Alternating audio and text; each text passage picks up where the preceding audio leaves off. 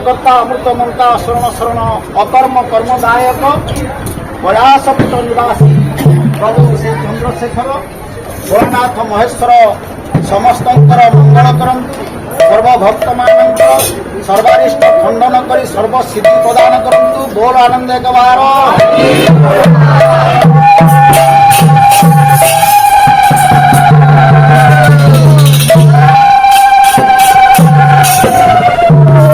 सर्वादौ सही अकर्म कर्मदायक महामृत्युंजय युगपुरुष परम कारुणिक परम मंगलमय शिव समुद्र चरणारविंदे भक्तिपूत श्रद्धांजलि अर्पण कर विषय आज जो उत्सव पालित होउछि जागर उत्सव कौन पाई होउछि केबे हेइथिला किए करिथिला एवं से उत्सव रे कौन प्राप्त हुए ठीक से विषय आलोकपात करिबा देखिले कल्पांत केरे क्रूर पशु कदन करो कुंदन कर्पूर कांति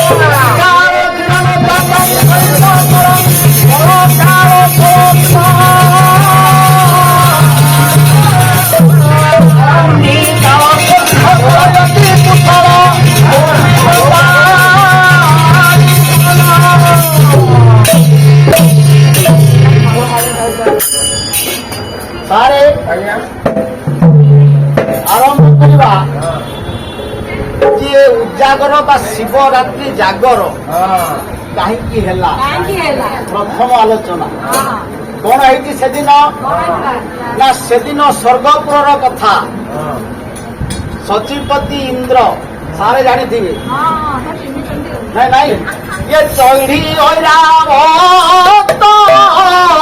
से सती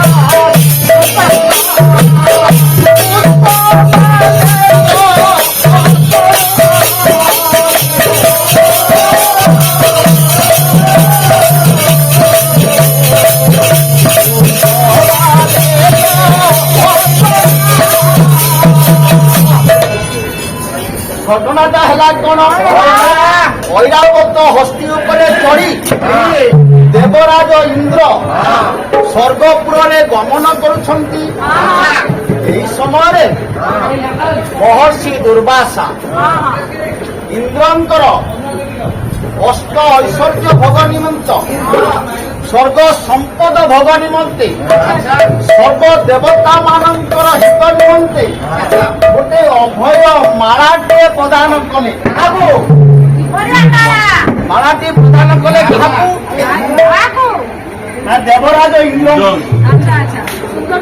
किंतु भ्रम सारे देवराज इंद्र तो चढ़ी ऐरावत हस्ती स्वर्ग में बसी से ऐरावत हस्ती आसी ना आगे ସେ ସୁନ୍ଦର ବସିଛନ୍ତି ସିଂହାସନ ଉପରେ ଏ ମାଳାଟିକି କଣ କଲେ ଫୋପାଡ଼ି ଦେଲେ। ଯେତେବେଳେ ଫୋପାଡ଼ି ଦେଇଛନ୍ତି ମାଳାଟି, ସ୍ୱର୍ଗରେ ଯେତେ ଗଜବାଜି ସବୁ ଥିଲେ ତ ଯିବା ଆସିବା କରୁଛନ୍ତି, ମାଳାଟିକି କିଏ ଦଳି ଦେଇଛନ୍ତି।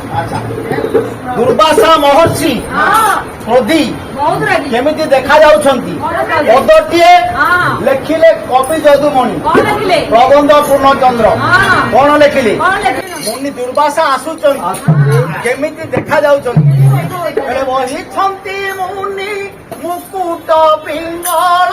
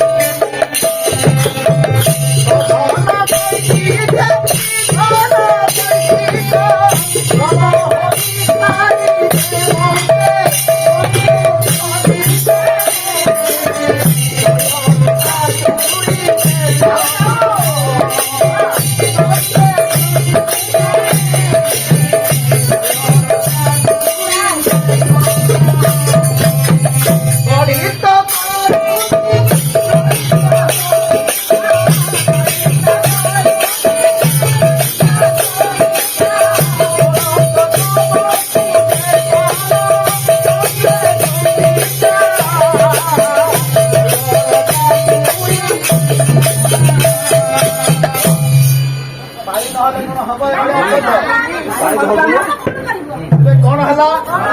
ବହିଛନ୍ତି ମୁନି ମୁକୁଟ ପିଙ୍ଗଳ ଜଟା ଜୁଟ ଭସ୍ମ ଭୂଷିତେ। କବି କହୁଛନ୍ତି, କହିଲେ ମୁନିଙ୍କର ଯୋଉ ବେଶଟା ସେ ଆଉ କିଛି ନୁହଁ, ଜଣା ପଡୁଛି କଣ ନା ଗୋଟିଏ ବିରାଟ ପର୍ବତ ଉପରେ ବାଦଲ ଗୁଡାକ ବାଡେଇ ହେଲେ ଯେମିତି ଦେଖାଯାଏ, ମୁନିଙ୍କର ଯୋଉ ଅର୍ଦ୍ଧ ପାଚିଲା ଜଟ ଗୁଡାକ ସେଇଭଳିଆ ଦେଖାଯାଉଛି। ସେଟା ନାଇଁ ଭସ୍ମ ଭୂଷିତ ପଳିତ ଶ୍ମଶ୍ରୁ କହିଲେ ଦାଢି ଗୁଡାକ ଜଣା ପଡୁଛି ଏ ମୁଖ ପଦ୍ମରୁ ବା ମୁଖ ରୂପକ ଚନ୍ଦ୍ରରୁ କିରଣ ଗୁଡାକ ବିଚ୍ଛୁରିତ ହଉଛି। ଏତେ ତେଜିଆନ ମୁନି। ତେଣୁ ମୁନିଙ୍କର ଯେତେବେଳେ ମାଳାଟିକି ଇନ୍ଦ୍ର ଫିଙ୍ଗି ଦେଇଛନ୍ତି, ମୁନିକି ଆଉ ସମ୍ଭାଳି ହେଲେ କ୍ରୋଧି ଦୁର୍ବାସା ପଡି ଛାର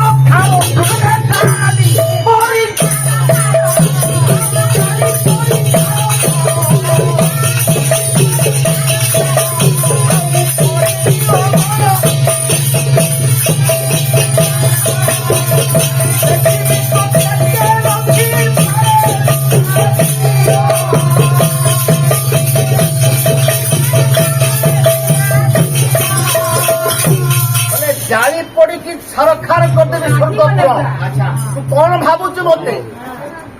ତୋରି ଭଲ ପାଇଁ, ଅଷ୍ଟ ଐଶ୍ୱର୍ଯ୍ୟ ପାଇଁ ତତେ ଏ ମାଳଟିକି ମୁଁ ପ୍ରଦାନ କଲି। ତୁ କଣ ଫୋପାଡ଼ି ଦେଲୁ ମୋ ମାଳଟିକି? ଯୋଉ ଗର୍ବରେ ଫୋପାଡ଼ି ଦେଲୁ, ଅଭିଶାପ ଦଉଛି ଏ ସ୍ୱର୍ଗ ସମ୍ପଦ ତୁ ଭୋଗ କରିପାରିବୁ ନାହିଁ।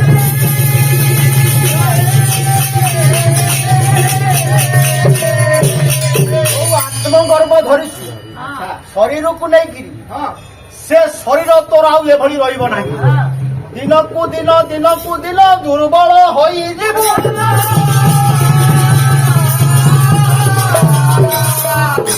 ଆସିବା ଭାଗବତ ଭିତରୁ।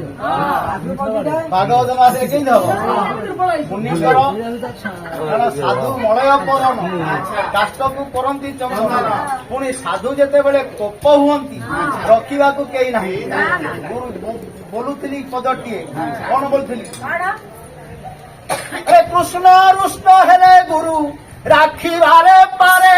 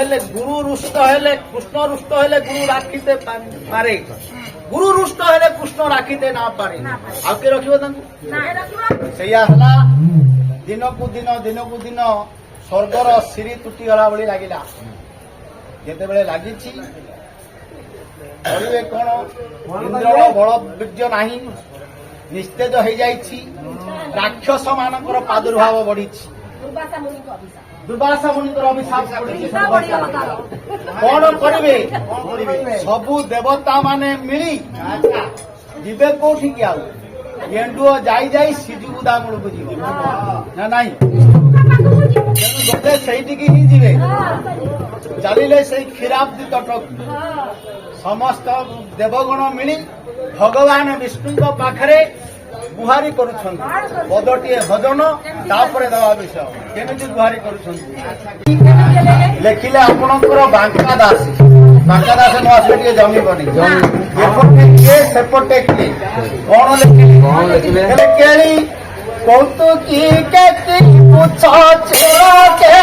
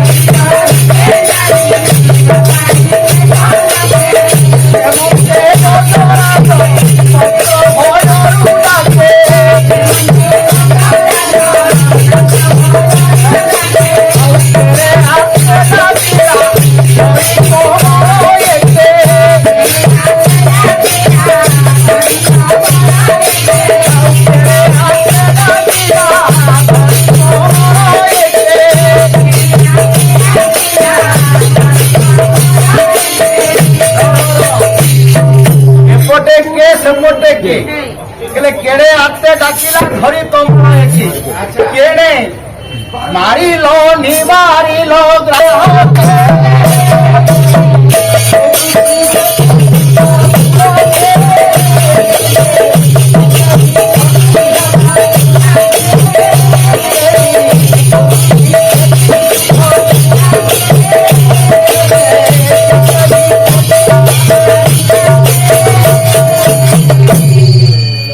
देवता माने प्रार्थना करछंती हे प्रभु हे विश्व ब्रह्मांड कर्ता जगदीश जगतस्वर आपण न रखिले ये देवकुल आउ बंची पारिबे नाही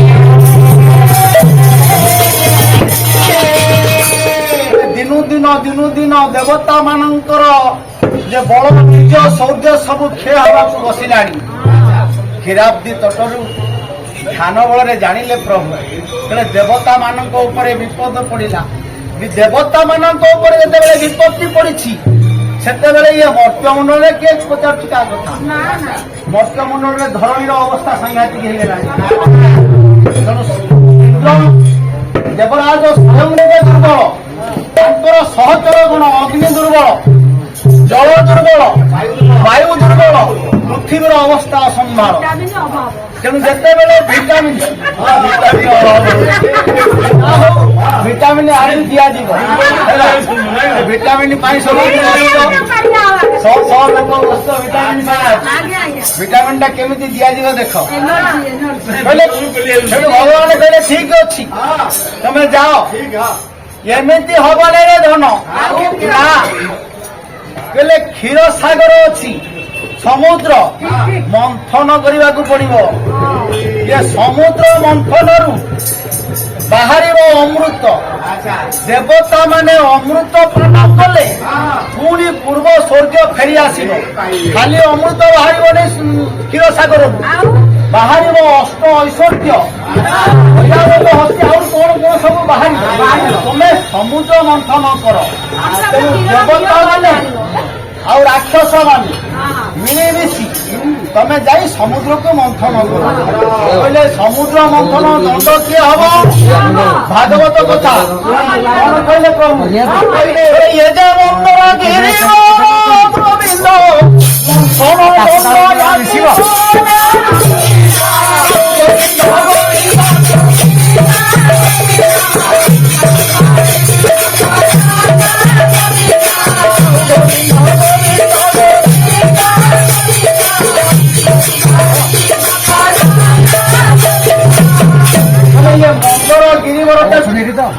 ପକେଇ ଦିଅ ସମୁଦ୍ର ଭିତରେ, କ୍ଷୀର ସାଗର ଭିତରେ। ଦୌଡ଼ି କିଏ ହବ? ବେଶୀ ସମୟ ନଉନି, ଅଳ୍ପକେ ସାରିବି କାରଣ ଭଜନ କୀର୍ତ୍ତନ ଅଛି। ଦୌଡ଼ି ହବ ବାସୁକି ନାଗ। ପାଖେ ରହିବେ ଦେବତା, ପାଖେ ରହିବେ ଅସୁର। ଦେବତା ମାନେ କହିଲେ ହେଲେ ହେ ଆମେ ଧରିବୁ ମୁଣ୍ଡ ପଟଟା। ଦେବତା ମାନେ ଯାହା କହନ୍ତି ଅସୁର ତାର ଓଲଟାଟା କରନ୍ତି। ଇଏ ଦେବତା ମାନେ କହିଲେ ଆମେ ଧରିବୁ ମୁଣ୍ଡଟା। ଅସୁର କହିଲେ କାହିଁକି? ତମେ କଣ ମୁଣ୍ଡଟାକୁ ଧରିବ? ତମେ ଦୁର୍ବଳିଆ ଦେଖାଯାଉଛ, ତମେ ଧରିବ ମୁଣ୍ଡକୁ, ଆମେ ଧରିବୁ ନାଣ୍ଡୁକୁ, ଆମେ ଧରିବୁ ମୁଣ୍ଡକୁ।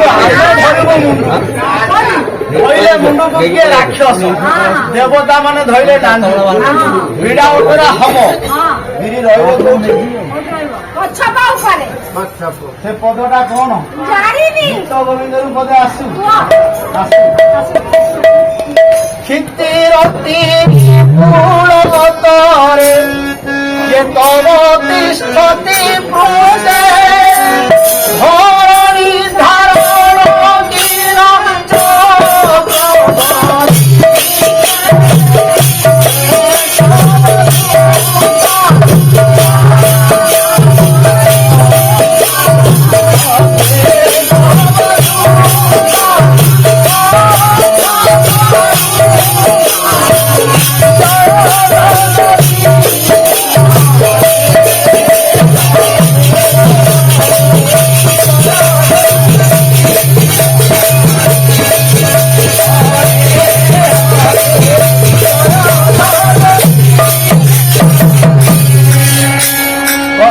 ରୂପ ନିଜେ ଧରି ନିଜ ପିଠି ଉପରେ କୁର୍ମ ଅବତାରରେ ଧାରଣ କଲେ ମନ୍ଦରଗିରି କି ସମୁଦ୍ର ମନ୍ଥନ ହେଲା। ଜାଣିଥିବେ ବିଷୟ କଣ ହେଲା? ଯେ ସବୁ କିଛି ବାହାରିଲା। ଅଷ୍ଟ ଐଶ୍ୱର୍ଯ୍ୟ, ଲକ୍ଷ୍ମୀ, ଐରାବତ, ହସ୍ତି, ପାରିଜାତ, ପୁଷ୍ପ ଇତ୍ୟାଦି ଇତ୍ୟାଦି ସବୁ ଦେବତା ମାନେ ନେଲେ। ଶେଷରେ ବାହାରିଲା ଅମୃତ।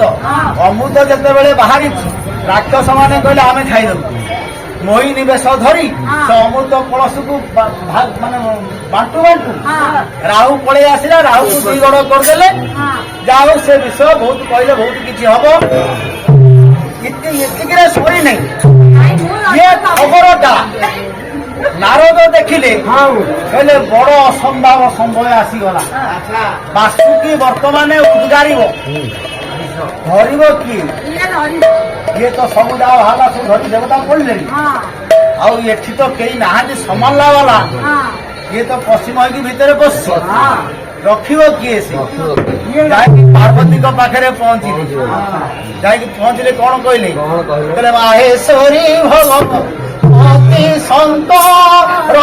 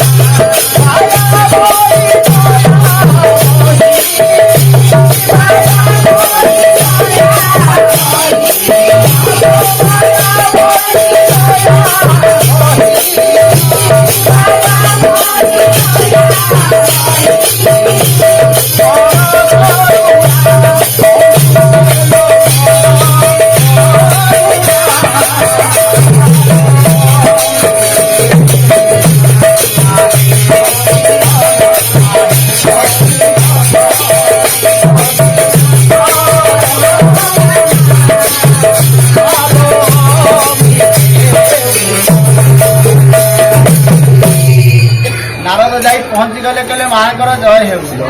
ଆଜି ବାପାଙ୍କର ମାଙ୍କୁ ଟିକେ ଡାକିବା। ବାପା ମା ନହେଲେ କଣ ଆଶୀର୍ବାଦ ମିଳିବ? ପାର୍ବତୀ ଦେଖିଲେ କହିଲେ କଣ ଏ ଅସମୟରେ? କହିଲେ ନାଇଁ ନାଇଁ ଅସମରେ ନାଇଁ, ଗୋଟେ ଖବର ଦେବାକୁ ଆସିଛି। ବାପା ବୋଧେ ନାହାନ୍ତି? ନାଇଁ ନାହାନ୍ତି। ନା କୁଆଡେ ଯାଇଛନ୍ତି? ଏ ସେ ଯାଇଥିବେ, ସେ ସମୁଦ୍ର ମନ୍ଥନ ହଉଛି ତ ସିଆଡେ ଯାଇଥିବେ। ପାର୍ବତୀ କହିଲେ କଣ ହେଲା? ସମୁଦ୍ର ମନ୍ଥନ ହଉଛି, ସିଆଡେ ଯାଇଛନ୍ତି ସିଏ? ମୁଁ ତ ଜାଣିନି ଏ ବିଷୟରେ। ସିଏ ତ ଇଏ ଷଣ୍ଢଟାକୁ ଚଢିକିରି ଗଲେ, ସିଏ କୋଉଠି ସେ ମଶାଣି ଫସାଣିରେ ବସିଥିବେ। ସମୁଦ୍ର ମନ୍ଥନ କେତେବେଳେ ହେଲାଣି? ନା ମା ତମେ କଣ ଜାଣିନ? ଇଏ କଳିଆ ନାରଦ, ତମେ କଣ ଜାଣିନ? କେତେ କଣ ହେଇଗଲାଣି, ଆ ଭିତରେ କଣ ସବୁ ବାହାରିଲାଣି, କିଏ ସବୁ ନେଇ କେତେ ଗଲାଣି। ମୁଁ ଭାବିଲି ବାବା ବୋଧେ ବଳଦ ଉପରେ ନଦୀକିରି କୁଳେଇ ଆଣିବେ। ପାର୍ବତୀ କହିଲେ ନା ତ, ସେମିତି ତ ହେଇନାହିଁ। ମୁଁ ଜାଣିଛି ସେ ଯାଇଛନ୍ତି ସିଆଡେ ତାଙ୍କ ଘାଟକୁ। ଡାକିଲେ ସାଙ୍ଗେ ସାଙ୍ଗେ ମନ ଭିତରେ ଧ୍ୟାନ କଲେ। ସଦାଶିବ ଆସି ପହଞ୍ଚିଗଲେ। କଣ କାହିଁକି ମତେ ସ୍ମରଣ କଲ? କହିଲେ ହଇଓ ସମୁଦ୍ର ମନ୍ଥନ ହେଇକି ଦେବତା ମାନେ ସବୁ କିଛି ନେଇଗଲେଣି। ଗୋଟେ ଲକ୍ଷ୍ମୀ ବୋଲି କିଏ ବାହାରିଲା, ତାକୁ ବିଷ୍ଣୁ ନେଇ ପ୍ରଭୁ ତ ଖାଇସାରିଲେଣି। ଆଉ ତମେ କଣ ଏଠି ବସିକି ଇଏ ହରେ ରାମ ହଉଛ? ତମେ ସେଇଠୁ ପାର୍ବତୀଙ୍କ କଥା ନ କାଟି ପାରି ଶିବ ଆସି ପହଞ୍ଚିଗଲେ। ଯେତେବେଳେ ଶିବ ପହଞ୍ଚିଛନ୍ତି, ଏ ଗୋଟିଏ କଥା ଆମେ ସମସ୍ତେ କହୁଛନ୍ତି ଶିବଙ୍କର ବାହନ କଣ? ବୃଷଭ। ପୁଣି କହୁଛ ବାସୁଆ ବଳଦ। ଷଣ୍ଢଟା କଣ ବଳଦ? କଥାଟା ଅଲଗା କଥା ନୁହେଁ।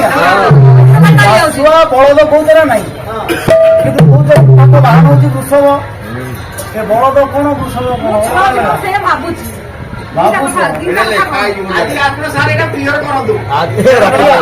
ବିଷୟ ରହିଯିବ ସିଆଡେ ଜାଗର ବିଷୟରେ। ତେବେ ବଳଦ ଯିଏ ଦାନ କରେ ସିଏ ହଉଛି ବଳଦ। ଆପଣଙ୍କୁ ଶିବଙ୍କୁ ଦର୍ଶନ କରିବାକୁ ହେଲେ, ଶିବଙ୍କ ପାଖକୁ ଗଲେ କେମିତି ଯାଆନ୍ତି? ଶିବ ହଉଛନ୍ତି ଆମର ଯେ ଯୋଗାରୁର ପୁରୁଷ। ଯୋଗ ମାର୍ଗରେ ଶିବଙ୍କୁ ଦର୍ଶନ ହୁଏ। କିନ୍ତୁ ଆଶୁତୋଷ ଅଳ୍ପରେ ସନ୍ତୁଷ୍ଟ ହୁଅନ୍ତି।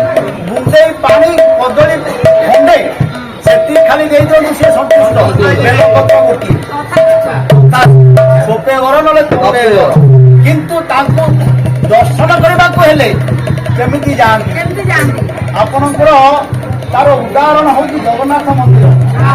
ଜଗନ୍ନାଥ ମନ୍ଦିରରେ ପ୍ରଥମେ ଯିବେ ବଡଦାଣ୍ଡ, ପରେ ପରେ ମନ୍ଦିରକୁ ପଶିବା ପୂର୍ବରୁ ଅଛି ଅରୁଣ ସ୍ତମ୍ଭ। ନା ନାଇଁ? ସେଠୁ ପାର ହେଇକି ଗଲେ ସିଂହଦ୍ୱାର, ତା ଭିତରେ ଯାଇକି 22 ପାହାଚ ଉପରକୁ ନା ନାଇଁ? କିନ୍ତୁ ୟାଙ୍କର ସିଧା ଗଲେ ଯାଇକି ଦେଖିବ ନା ନାଇଁ? ହାତ ମାଧବ ଚାଟୁକି ଉଠିବ, ଉଠିଲା ପରେ ତାପରେ ତା କାନରେ କଣ ଗୋଟେ କହନ୍ତି, ସେଟା ମୁଁ କହିବି ନାହିଁ, ସେଟା ଯିଏ ଜାଣିଥିବେ ଜାଣିଥିବେ। କାନରେ କହନ୍ତି, ତାକୁ କହୁଛନ୍ତି ବଳଦ। ଶିବଙ୍କୁ କେମିତି ଦର୍ଶନ କରନ୍ତି? ସୂର୍ଯ୍ୟରେ ଗମିବୁ, ସୂର୍ଯ୍ୟରେ ରମିବୁ, ସୂର୍ଯ୍ୟରେ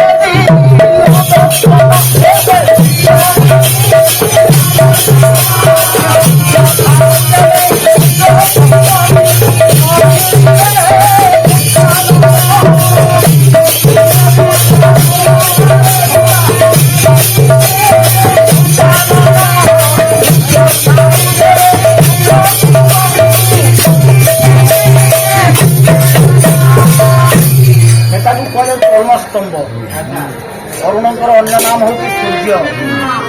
ୟା ଭିତରେ ସବୁବେଳେ ଦିଟା ଯିବା ଆସିବା କରୁଛି, ଗୋଟେ ସୂର୍ଯ୍ୟାୟନ, ଗୋଟେ ଚନ୍ଦ୍ରାୟନ। ସୂର୍ଯ୍ୟାୟନ ଯେତେବେଳେ ଥିବ, ଯେତେବେଳେ ଦକ୍ଷିଣ ନାସାପଟରେ ଯାଉଥିବ ପବନ, ପବନକୁ ଏକାଠି କରି ଶିବଙ୍କ ହାତଟିଏ ଯୋଡ଼ିଦେଲେ ପ୍ରଭୁ ନିଶ୍ଚିତ ଭାବେ ଆଶୀର୍ବାଦ କରିବେ। ଏଥିରେ ଭାବନାର କିଛି ନାହିଁ।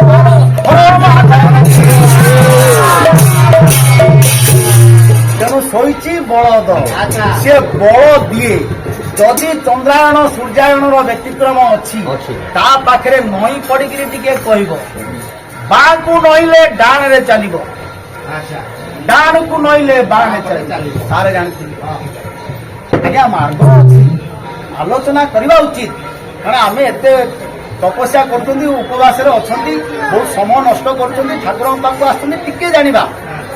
ବାଁ କାନରେ କୁହନ୍ତି ନା, ସ୍ତ୍ରୀ ଲୋକ ଡାହାଣ କାନରେ, ପୁରୁଷ ଲୋକ ବାଁ କାନରେ। ବାଁକୁ ନଈ ପଡ଼ିଲେ ଡାହାଣରେ ପଳେଇବ।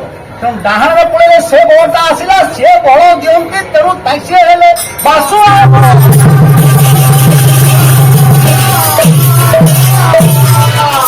ସେଇଟା ଶୁଆ ହେଇଯିବ ହେଲା। ତେବେ କଥା ହେଲା, ଜିନିଷ ହଉଛି ଆପଣଙ୍କର ଶିବ ଆସିକି ପହଞ୍ଚିଗଲେ। ଯେତେବେଳେ ପହଞ୍ଚିଲେ ଦେବତା ମାନେ ଦେଖି ଧରହର, ଗୋପମୂର୍ତ୍ତି ରୁଦ୍ର କହିଲେ ଇଏ ତ ସମ୍ଭାଳ, ହେଲେ ବାବା ଟିକେ ଭୁଲ ହେଇଗଲା ଆମର, ଆପଣଙ୍କୁ ଆମେ ଡିଷ୍ଟର୍ବ କରୁନି, କାହିଁକି ଆପଣ ଯୋଗ ମାର୍ଗରେ ଥିବେ, ତେଣୁ ଆପଣଙ୍କୁ କାହିଁକି ଡିଷ୍ଟର୍ବ କରିବୁ। ଶିବ ପ୍ରଣାଳୀ ହେଲେ ଆଉ ଡିଷ୍ଟର୍ବ କଲୁନି, ଆମେ ଏମିତି ଖେଳୁ ଖେଳୁ କ'ଣ ଗୋଟେ ବାହାରିଗଲା, ପୁଳେଇ ନେଇ ପଳେଇଲୁ, ଆମର ତ ପିଲା ଲୋକ, ଆପଣ ତ ବାପା ଆମର, କ୍ଷମା କରିଦେବି। ଶିବ କହିଲେ ନାଇଁ, ସେ କଥା ହେଇପାରିବନି, କାରଣ ଘରଣୀକି କହିକି ଆସିଛନ୍ତି। କ'ଣ କହିଲେ? ଏକ ଭାର୍ଯ୍ୟ ପ୍ରଖର ମୁଖରା, ଏକ ଭାର୍ଯ୍ୟ ପ୍ରଖର ମୁଖରା,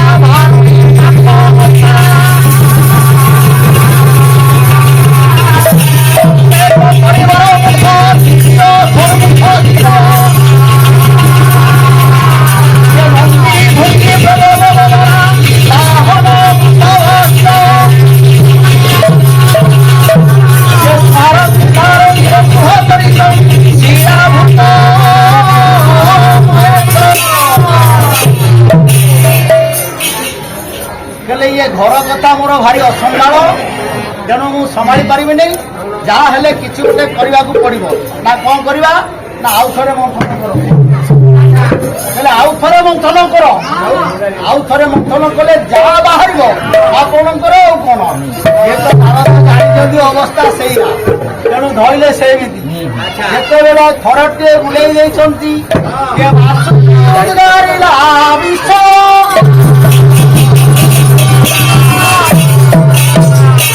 ବାସୁକି ଯେତେବେଳେ ବିଷ ଉଦ୍ଗାର ଦେଇକି ଧରିବ କିଏ କହିଲେ ସତ୍ୟ କହିବ, ଯାହା ବାହାରିଲା ଧରିବ, ଧରିବେ ମହତ୍ସ। କରିବେ କ'ଣ? ଯଦି ପୃଥିବୀ ଉପରେ ପକଉଛନ୍ତି ତାହେଲେ ପୃଥିବୀ ଧ୍ୱଂସ ହେଇଯିବ। ଯଦି କ୍ଷୀର ସମୁଦ୍ରରେ ପକଉଛନ୍ତି ସାରା ଜଳାର୍ଣ୍ଣବ ଯେତିକି ଅଛି ସବୁ ବିଷ ହେଇଯିବ। ନିଜେ ସେଠୁ କିଛି ଉପାୟ ନ ପାଇ ନିଜେ ସ୍ୱୟଂ ପାନ କରିଦେଲେ ବିଷ। ନୀଳକଣ୍ଠ ହେଇଗଲା। ନୀଳକଣ୍ଠ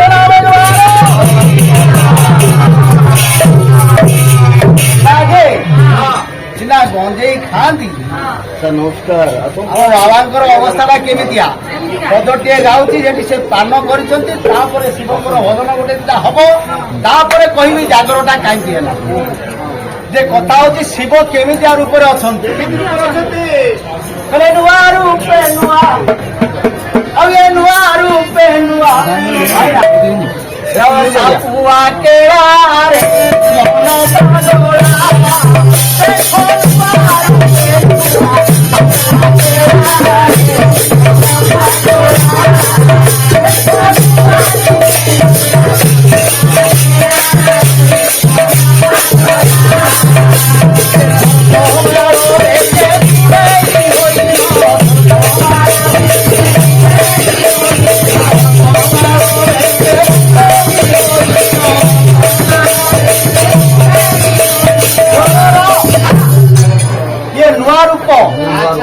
କେଳା ଟା ବେକରେ ପକେଇଛି, ବୁଲୁଛି କେମିତି? ଏ ବୁଲୁ ଅଛି ସେ ତ, ଏ ବୁଲୁ ଅଛି ଏ ଅର୍ଦ୍ଧ ନଙ୍ଗଳା।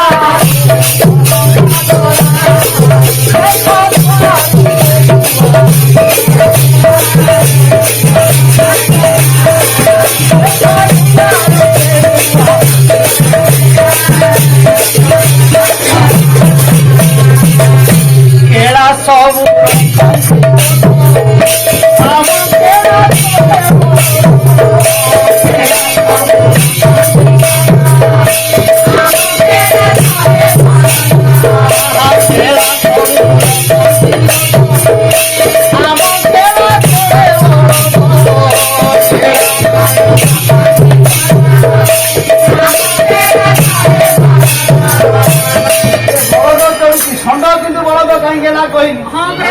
ଆଉ କଣ ହୁଏ? କିଏ ଡିଭି